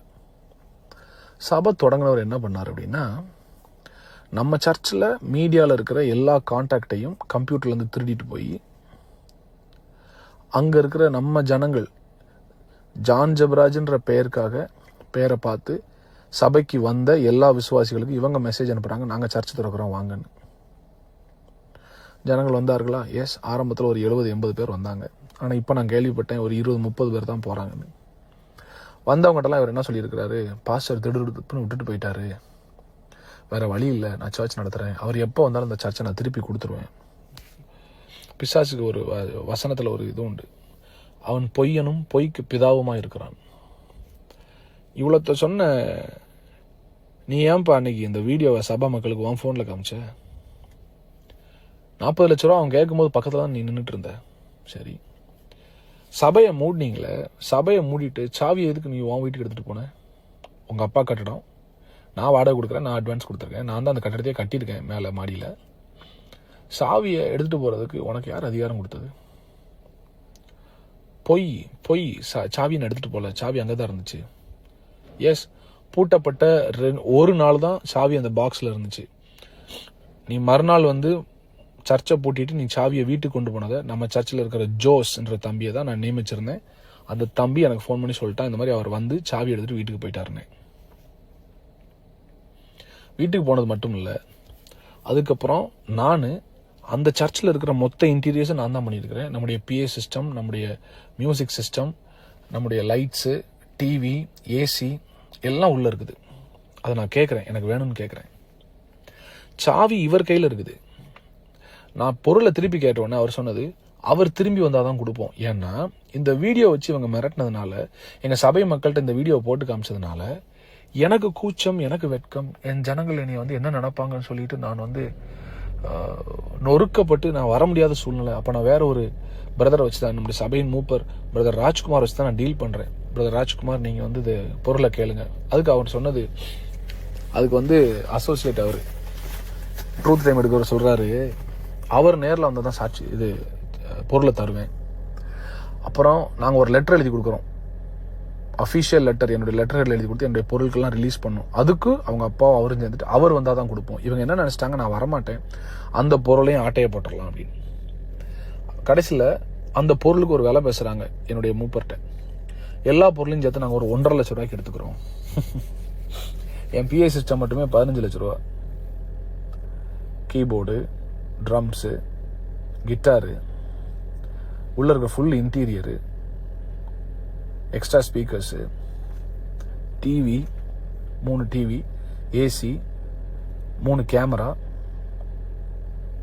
கம்ப்யூட்டர், 2 கம்ப்யூட்டரு, இன்னும் நிறைய பொருட்களுக்கு எனக்கு மனசில் வரமாட்டேங்குது. இப்போ இவ்வளோ நான் உள்ளே வச்சுருக்கிறேன்.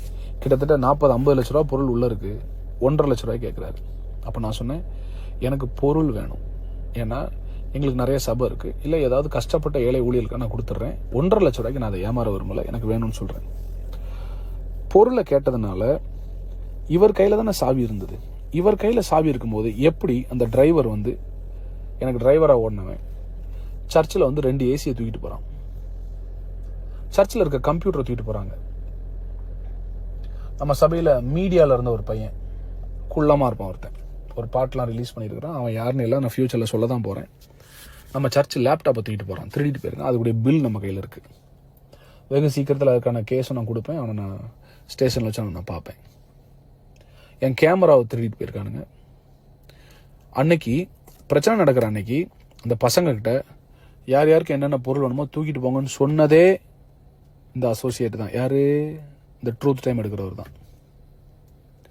இதெல்லாம் யார் பாஸ்டர் சொன்னால், அங்கே இருந்த 20க்கும் மேற்பட்ட நம்முடைய விசுவாசிகள், என்னை நேசிக்கிறவர்கள், ஆதரிக்கிறேன்னு சொல்லி என்னை நேசிக்கிறவர்கள், நான் சொல்லிக் கொடுத்த கிருபையை உண்மையாய் புரிந்து கொண்டவர்கள், தேவ மனிதனை கனம் செய்கிற ஒரு 30-35 பேர் பார்த்தவங்க சொன்னாங்க, அன்னைக்கு பொருள் எடுத்துகிட்டு போக சொன்னதே இவர் தான்.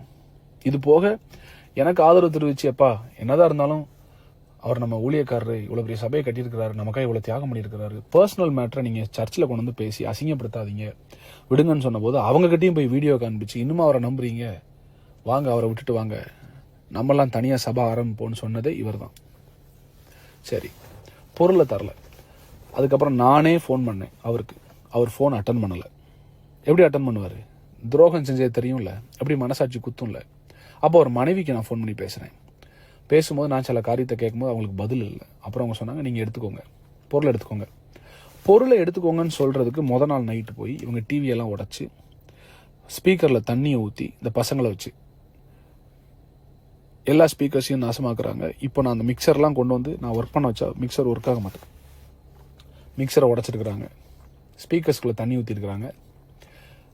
டிவி 3 டிவிலுமே ஒரு ஸ்பேனர் வச்சு குத்திருக்கு, ஸ்க்ரூ டிரைவர் வச்சு குத்தி ஃபுல் ஸ்க்ரீன் உடஞ்சிருக்குது.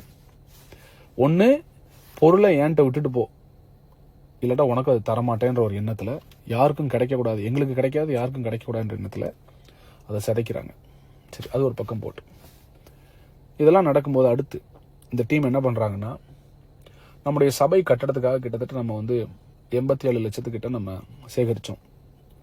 இந்த பண சேகரிப்பு எதுவுமே என் கையில் கிடையாது. நம்முடைய அக்கௌண்டன்ட் சிஸ்டர் அபிகாயில் அந்த பிரச்சனை நடக்கிற அன்னைக்கு அந்த அந்த அந்த ஊழியக்காரி எனக்காக நின்னதை நான் மறக்கவே மாட்டேன். நல்லா கவனிங்க, இந்த பிரச்சனை பண்ணுற அன்னைக்கு நம்ம ஏற்கனவே சபைக்காக கிட்டத்தட்ட 87 லட்ச ரூபா நம்ம வச்சுருக்கிறோம். அந்த 87 லட்சத்தில் கிட்டத்தட்ட 55 சம்திங் லட்சங்களை வந்து நம்ம வந்து கட்டடத்திலும் சில பொருட்கள் வாங்குவதிலும் செலவிட்டு விட்டோம். கட்டட ஃபண்ட் வந்து என் கையில் வரவே இல்லை. ₹1 கூட நான் ரிசீவ் பண்ணல. வந்ததெல்லாமே சர்ச் அக்கௌண்ட்டுக்கும் அக்கௌண்டன்ட் கையிலையும். அப்புறம் அடுத்து நம்ம அசோசியேட் யார், அதான் நம்ம head of the team truth time பேசுகிறார்ல, அவர் வீட்லேயும் தான் கேஷ் இருந்துச்சு. இவங்க 2 பேர்ட்டு தான் கேஷ் இருந்துச்சு. அப்போ பிரச்சனை பண்ணுற அன்னைக்கு இவங்க வந்து என்ன பண்ணுறாங்கன்னா, அந்த 27ஆம் தேதி சண்டே என்ன பண்ணுறாங்கன்னா, அக்கௌண்டன்ட் அபிகேல் சிஸ்டரை அவதூறாக பேசி அசிங்கமாக மரியாதை இல்லாமல் பேசி அந்த பணத்தை இப்போவே கொடு அப்படின்னு சொல்லி மிரட்டி சிஸ்டர் அபிகேல் வீட்டுக்கு போனதே அசோசியேட் தான். இது அபிகேல் சிஸ்டரும் சொல்லுவாங்க, அவங்க கணவர் சொல்லுவாங்க, அவங்க பிள்ளைகள் சொல்லுவாங்க, அங்கே இருக்கிற CCTV கேமராவில் இது இருக்குது, எல்லாமே இருக்குது ப்ரூஃப். அவங்க வீட்டுக்கு போய் கிட்டத்தட்ட 30 லட்ச ரூபா காசு எடுத்துட்டு திருப்பி கொண்டு வந்து சர்ச்சில் வச்சு ரீமாட்ட அந்த 30 லட்ச ரூபாய் கொடுக்குற மாதிரி ஒரு வீடியோ எடுக்கிறாங்க. லெட்டர் ஒன்று எழுதி அபிகேல் சிஸ்டர் கையில் எழுதி வாங்கிட்டு ரீமா கையில் கொடுக்குற மாதிரி கொடுத்துட்டு வீடியோ எடுக்கும்போது அது ரீமா கையில் அந்த 30 லட்ச ரூபா போகுது. ஆனால் 30 லட்சமா 28.5 லட்சமான்னு தெரியல, எனக்கு 28.5 நினைக்கிறேன் நான். பட் கிட்டத்தட்ட 30 லட்சம். ரீமா கையில் அந்த தொகையை இவங்க கொடுக்குற மாதிரி கொடுத்துட்டு அதை வீடியோ எடுத்துட்டு அதுக்கப்புறம் அதை வாங்கி லாக்கரில் வைக்கிறாங்க, சர்ச் லாக்கரில் வச்சுட்டு. ரீமா அன்னைக்கு அந்த வீட்டுக்கு அந்த காசை கொண்டு போகலை, மாறா அசோசியேட்டும் அவர் மனைவியும், யாரு இந்த ட்ரூத் டைம் நடத்துறாருல அவரும் அவர் மனைவியும் சேர்ந்து அந்த பணத்தை அவங்க வீட்டுக்கு ஒரு பேக்ல தூக்கிட்டு போறாங்க. இதை பார்த்ததும் நம்முடைய விசுவாசிகள் அங்கதான் நின்றுட்டு இருந்தாங்க. அவங்களும் அன்னைக்கு வந்து போலீஸ் ஸ்டேஷன்ல சாட்சி சொல்லிட்டாங்க. சரியா? ஸோ இவங்க அந்த காசை தூக்கிட்டு வீட்டுக்கு போறாங்க. என் கேள்வி, சபை ஜனங்கள் என்ன நம்பி சபை கட்டடத்துக்காக கொடுத்த அந்த தொகையை நீ எதுக்கு உன் வீட்டுக்கு கொண்டு போற? சரி, சபை கட்டடத்து காசு நீ தூக்கிட்டு போன. இது எல்லாரும் சர்ச் ஜனங்கள் கவனிக்கணும். எவ்வளோ பெரிய மனசாட்சி இல்லாத ஒரு துரோகின்றதை நீங்கள் எல்லாரும் கவனிச்சுக்கணும். ஏற்கனவே என் குடும்பத்தில் கேம் விளாண்டு சபை ஆட்கள்கிட்டையும் எனக்கு தெரியாமல் பேசி, என்னுடைய நண்பர்கள் ஊழியக்காரங்கள்ட்டையும் இந்த பிரச்சனை நடக்கிறதுக்கு முன்னால் 2 மாதம் மேலே பேசி எல்லாரும் எனக்கு விரோதமாய் திருப்பி விட்டதுக்கு பின்பதாக என்னைய தனிமையில் வச்சு என்னை அட்டாக் பண்ணுற ஒரு பெரிய நரி தான். அதாவது இது என்ன சொல்றது, இது வந்து ஒரு தந்திரமான நரி. இது என்னை தனிமைப்படுத்தி என்னை அட்டாக் பண்ணுன்ற ஒரே எண்ணத்துல தான் இது வந்து ஒரு வேலை செய்யறாரு. கவனிங்க, வேலை செய்யும்போது அந்த பணத்தை இவங்க வீட்டுக்கு கொண்டு போயிட்டாங்க. பாக்கி பணத்தை நம்ம பில்டிங்லையும் திங்ஸ்லையும் போட்டோம். என் கையில் ₹1 நான் எடுக்கல. இதுக்கு அக்கௌண்டன்ட் சாட்சி, என் சபை ஜனங்கள் சாட்சி, எல்லாருக்குமே இது தெரியுது. நான் ₹1 கூட பில்டிங் ஃபண்ட்லேருந்து ₹1, நாட் ஈவன் ₹1, ஒரு பென்னி கூட நான் எடுக்கல. இவனுங்க காசு எடுத்துட்டு போயிட்டு பசங்களை வச்சு இந்த சபை பில்டிங்க்கு காசு கொடுத்துருப்பாங்களே அந்த லிஸ்ட் எடுத்து எல்லாருக்கும் ஃபோன் பண்ணி, பாஸ்டர் எங்களுக்கெல்லாம் காசை திருப்பி கொடுத்துட்டாரு, நீங்க அவர்கிட்ட காசை திருப்பி வாங்குங்க, நீங்க கூப்பிட்டு கேளுங்க, உங்களுக்கு கிடைக்கலையா? நான் சொல்றேங்க, இயேசுவை ஆராதிக்காத ஒரு நான் பிலீவர் கூட அந்த விஷயத்தை செய்ய மாட்டாங்க. நான் ஒரு இஸ்லாமிய குடும்பத்தில் பிறந்தவன், எனக்கு ஹிந்து ஃப்ரெண்ட்ஸ் இருக்கிறாங்க, எத்தனையோ மற்ற மதத்தில் நண்பர்கள் இருக்காங்க. அவங்க கூட இந்த அளவுக்கு ஒரு மனுஷனை வேதனைப்படுத்துவாங்களான்னு தெரில, அவ்வளோ வேதனைப்படுத்தினாங்க. நீ எல்லா ஜனங்களும் எனக்கு ஃபோன் பண்ணி காசு கேட்க ஆரம்பிச்சாங்க. நான் சொன்னேன், என்கிட்ட காசு இல்லை, காசு அவங்க தான் தூக்கிட்டு போயிருக்காங்க, உங்கள்கிட்ட தானே கொடுத்தோம், நீங்கள் எங்களுக்கு தாங்க. இந்த அசோசியேட் அன்னைக்கு நின்று சர்ச்சில் நீங்கள் கொடுத்த டைத்தெல்லாம் திருப்பி கேளுங்க அவர்கிட்ட. அசிங்கமா இல்லை உனக்கு? நீங்கள் கொடுத்த டைத்தெல்லாம் திருப்பி கேளுங்க, நீங்கள் கொடுத்த ஆஃபரிங்லாம் திருப்பி கேளுங்க அவர்கிட்ட. அவர் உங்கள் பணத்தில் தான் வாழ்ந்துட்டு இருக்காரு. யார் பணத்தில் வாழ்றா? கர்த்தர் என்ன போஷித்தார். இங்கே யாரும் பணத்துக்கு உரிமை கொண்டாட முடியாது. ஏன்னா அவங்களுக்கு கொடுத்ததும் ஆண்டவர் தான், கொடுக்க சொன்னதும் ஆண்டவர் தான். எனக்கு மென்டல் டார்ச்சர் கொடுத்தானுங்க. ஸோ இந்த பணத்தை ஜனங்கள் எனக்கு ஃபோன் பண்ணி நீங்கள் எங்களுக்கு தரணும்னு சொல்லி எனக்கு பிரச்சனை பண்ணி, அப்புறம் நான் ஒரு சிலர்கிட்ட பெரிய அமௌண்ட் கொடுத்தவங்ககிட்ட பேசி கொஞ்சம் எனக்கு டைம் கொடுங்க. அப்போ கூட நான் இவனுங்களை காட்டி கொடுக்காம எனக்கு ஒரு சின்ன லேண்ட் ஒன்று வாங்கியிருந்தேன்.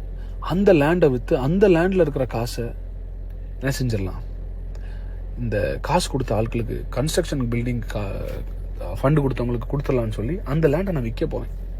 அது விற்கிறதுக்கு ஒரு புரோக்கர்கிட்ட பேசினேன். அந்த புரோக்கர் லேண்டை அளந்துட்டு இருக்கிறார். அவருடைய பெயர், அவர் ஒரு ஊழியக்காரர் தான் சார், வலன் சொல்லிட்டு, வலன் அரசு அவர் பேர். ஏன்னா எதுக்கு இதெல்லாம் சொல்றேன்னா, நான் ஏதோ பொய் சொல்றேன்னு நீங்க நினைச்சிடக்கூடாது. அவர் பேர் வலன் அரசு. அவர் வந்து நான் நினைக்கிறேன் காரமடை பக்கத்தில் ஏதோ ஊழியம் பண்ணிட்டு இருக்கிறார். அவர் அந்த புரோக்கர் வேலையும் அவங்க பண்றாங்க, லேண்ட் புரோக்கிங் பிசினஸும் பண்றாரு. அவர் லேண்ட் அவர் அளந்துட்டு இருக்கும்போது அங்க வந்து நின்று இந்த அசோசியேட் வந்து நின்று இந்த லேண்டை விற்கக்கூடாது. நீ are you professionally train to kill someone? ஒருத்தனை கொலை செய்வதற்காக நீ வந்து வளர்க்கப்பட்டவனா? நீ ஒருத்தனை வந்து இல்லாம ஆக்குறதுக்கு. நீங்க இந்த ஆடியோ கேட்குற எல்லாருக்கும் நான் சொல்றேன், என்னை ஒரு டாக்டர் செக்அப் பண்ணிட்டு கேட்டாரு, உங்களுக்கு எப்படி ஸ்ட்ரோக் வராமல் இருந்துச்சு? இவ்வளோ டென்ஷன், ஹைப்பர் டென்ஷன், இவ்வளோ ப்ரெஷரில் உங்களை ஃபுல்லாக யூடியூப்ல உனக்கு வீடியோ ரிலீஸ் பண்ணுறானுங்க, காசு கேட்டு மிரட்டுறானுங்க, இன்னொரு பக்கம் ஒரு பையனை வெட்டு உன்னை கொலை பண்ணுறேன்னு சொல்கிறானுங்க, சபையை நிறுத்திட்டானுங்க. உங்கள் மனைவிக்கு உங்களுக்கு இருந்த சின்ன மிஸ் அண்டர்ஸ்டாண்டிங் அவன் பயன்படுத்தி உள்ளே பூந்து பெரிய பிரச்சனையாக்கி பெர்மனெண்ட்டாக அவன் பிரித்து விட்டுருக்கிறான். இவ்வளோ அவன் பண்ணியிருக்கிறான். எப்படி சார் நீங்கள் இருந்தீங்க? என்னுடைய ப்ரெஷரை செக் பண்ணிட்டு கேட்டார், உங்களுக்கு இந்நேரம் ஸ்ட்ரோக் வந்திருக்கணுமே, ஹார்ட் அட்டாக் வந்திருக்கணுமே, நீங்கள் எப்படி இருந்தீங்க? நான் சொன்னேன், என்னை ஆண்டவர் காப்பாற்றினாரு, என் ஆண்டவர் என்னை கைவிடலை.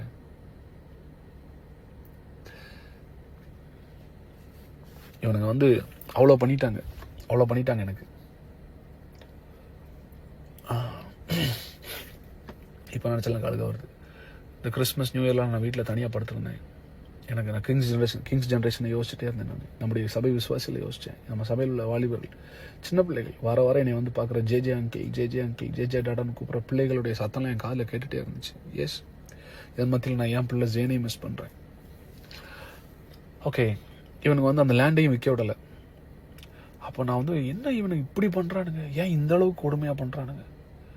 அவனுங்க வந்து அன்றைக்கி வச்ச பெரிய டிமாண்ட் என்னென்னா, அந்த அசோசியேட் வந்து அவர் வச்ச பெரிய டிமாண்டே என்னென்னா, நான் கோயம்புத்தூருக்கு திருப்பி வரக்கூடாது, கிங்ஸ் ஜென்ரேஷன் சபையை ஆரம்பிக்கக்கூடாது, இந்த பேரே கிங்ஸ் ஜென்ரேஷன்ற பேரே இருக்கக்கூடாது, தமிழ்நாட்டில் நான் எங்கேயுமே இல்லை, உலகத்தில் எந்த மேடையிலையும் நான் ஊழியம் பண்ண ஏறக்கூடாது அப்படின்னு அவர் சொல்லுவார். இப்போ அவரை பற்றி நான் ஒரு கேள்வி கேட்குறேன்.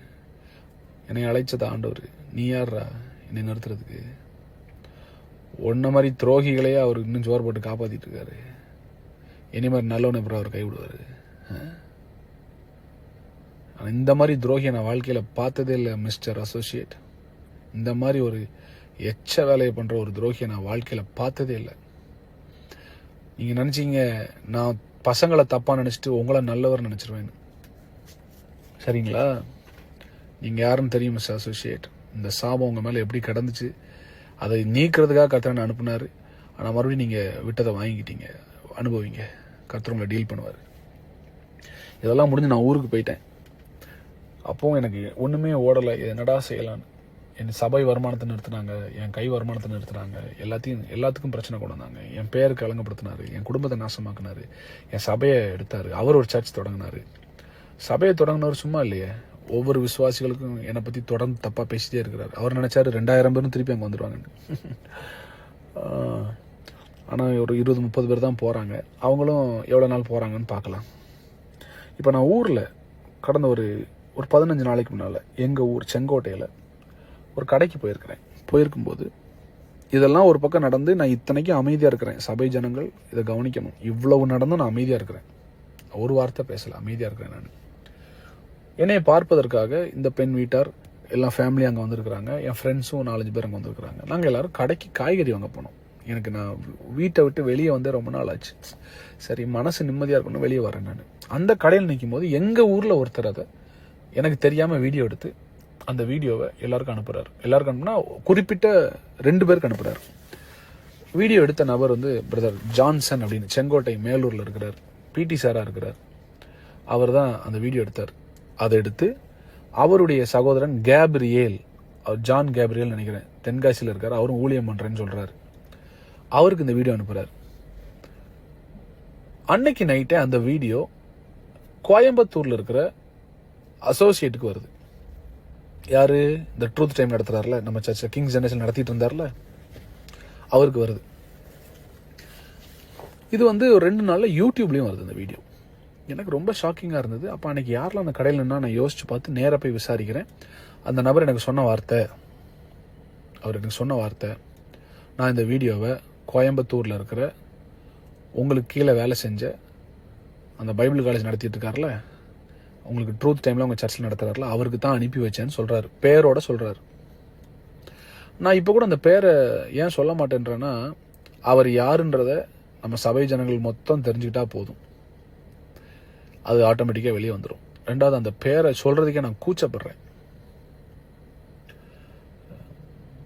இயேசுன்ற பேர், ஆவியானவர்ன்ற பேர், கர்த்தர்ன்ற பேர் வர்ற இந்த வாயில் இவனை மாதிரி துரோகிகளுடைய பேர் கூட வரக்கூடாதுன்னு நான் நினைக்கிறேன். அவ்வளோ மனவேதனைப்படுறேன் நான். அப்போ நான் அந்த நபரை கூப்பிட்டு கேட்குறேன், எப்படி இந்த வீடியோவை நீங்கள் அவருக்கு அனுப்பி வச்சிங்கன்னா? அவர் சொன்னார், அவர் என்னை கூப்பிட்டாரு, பாஸ்டர் ஜான் ஜெபராஜ் வந்து உங்கள் ஊரில் தான் தலைமறைவாக இருக்கிறாரு, ஏதோ ஒரு பொண்ணு கூட வாழ்ந்துட்டு இருக்காரு, அவர் எங்கே பார்த்தாலும் எனக்கு வீடியோ எடுத்து அனுப்புங்கன்னு சொன்னார். அந்த வீடியோவில் நான் மட்டும் இல்லை, அந்த பொண்ணு மட்டும் இல்லை, அவங்க குடும்பம் இருக்குது, கூட வந்து ஃப்ரெண்ட்ஸ் எல்லோரும் நிற்கிறாங்க. அது அந்தரங்க அசிங்கமான வீடியோ கிடையாது, ஒரு பொது இடத்துல நிற்கிற ஒரு வீடியோ. அதை எடுத்து யூடியூப்பில் அனுப்பி போடுற அளவுக்கு அசிங்கமான ஒரு நபர் தான் இந்த அசோசியேட். அதை என் மனைவிக்கு அனுப்பி, அவங்க ஃபேமிலிக்கு அனுப்பி, அசிங்கப்படுத்தி மறுபடியும் சபை ஆட்களுக்கெல்லாம் அதை அனுப்பி, இவனுக்கு என்னன்னா வெளியே போனால் 2000 பேர் திருப்பி இவர்கிட்ட வந்து இப்போ இவர் தான் அசிஸ்டன்ட், இவர் தான் வந்து ஜே மேலே இவர் தான் அப்படின்னு எல்லாரும் சொல்லணும். மிஸ்டர் அசோசியேட் ஜான் ஜெபராஜ்ன்ற ஒரு நபரை ஆவியானவர் ஒன்றும் இல்லாத இடத்துல இருந்து குப்பையிலேருந்து தூக்கிட்டு வந்திருக்கிறாரு. ஆனால் நீங்கள் அப்படி கிடையாது.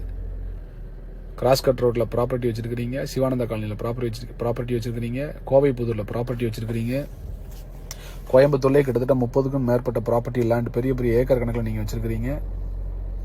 ஊட்டியில் இடம் இருக்குது, கொடைக்கானல் இடம் இருக்குது, எல்லாம் வச்சுருக்கிறீங்க. தியேட்டர் வச்சுருக்கிறீங்க. நீங்கள் கிட்டத்தட்ட 1000 கோடிக்கு மேலே உங்களுக்கு சொத்து இருக்கு.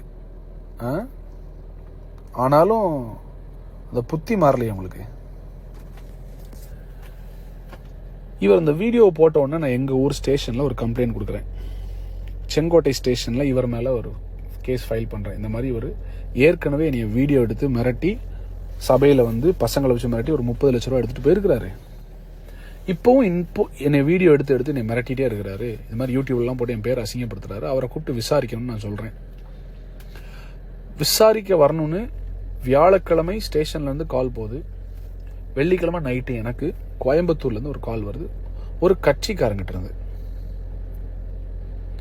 நான் போய் கேஸ் கொடுத்த உடனே மிஸ்டர் அசோசியேட் என்ன பண்ணியிருக்காருன்னா, ட்ரூத் டைம் நடத்துகிறவர் என்ன பண்ணியிருக்கிறாருன்னா, ஒரு 25 லட்ச ரூபா எடுத்துட்டு ஒரு கட்சிக்காரனை போய் நேராக போய் பார்த்துருக்காரு. அது எந்த கட்சியும் நான் சொல்ல மாட்டேன். அவசியப்படும் போது நான் சொல்லுவேன். அதற்கான ஆடியோ ரெக்கார்டிங்ஸ் என்கிட்ட இருக்கு. இவர் எந்தெந்த ஃபோன் நம்பருக்கு அன்னைக்கு நைட்டு கால் பண்ணாருன்ற டீட்டெயிலையும் நான் எடுத்து வச்சிருக்கேன். எடுத்து இந்த மாதிரி அவருடைய வீடியோ, ஜான் ஜெபராஜுடைய வீடியோ என்கிட்ட இருக்குது, நீங்கள் இதை மீடியாவில் ரிலீஸ் பண்ணுங்கன்னு சொல்லி கிறிஸ்தவத்துக்கு எதிரான ஒரு கட்சிக்காரர் இடத்துல போய் உட்கார்ந்து காலில் பணத்தை வச்சுட்டு உட்கார்ந்தவர் தான் இந்த மிஸ்டர் அசோசியேட். கிங்ஸ் ஜெனரேஷன் ஆட்களுக்கு இது புரியணும். எந்த அளவுக்கு போய் என்னென்னா பண்ணுவான்னு உங்களுக்கு புரியணும். எதுக்கு ஒரு கட்சிக்காரன் காலில் போய் 10 லட்சத்தை வச்சுட்டு உட்காரணும் என்னை அட்டாக் பண்ண சொல்லி? எதுக்கு சொல்லணும்? உன் மேலே தப்பு இல்லைன்னா நீ எதுக்கு சொல்கிற? அன்னைக்கு நைட் என் அட்வொகேட்டு கூப்பிட்டு கேட்குறாரு, ஏங்க ஏன்னா நீங்கள் கட்சிக்காரண்டெல்லாம் போய் ஏதோ காசெல்லாம் கொடுத்துருக்கீங்கன்னா, ஆமாம் கொடுப்பேன். அவர் மட்டும் என் பேரில் அங்கே கம்ப்ளைண்ட் கொடுத்துருக்கிறாரு. அவரை கம்ப்ளைண்ட் வாபஸ் வாங்க சொல்லுங்கள், நான் அங்கே வர முடியாது, இல்லைன்னா நான் அந்த வீடியோ கொடுப்பேன்னு சொன்ன ஆடியோ ரெக்கார்டிங் என் கையில் இருக்குது.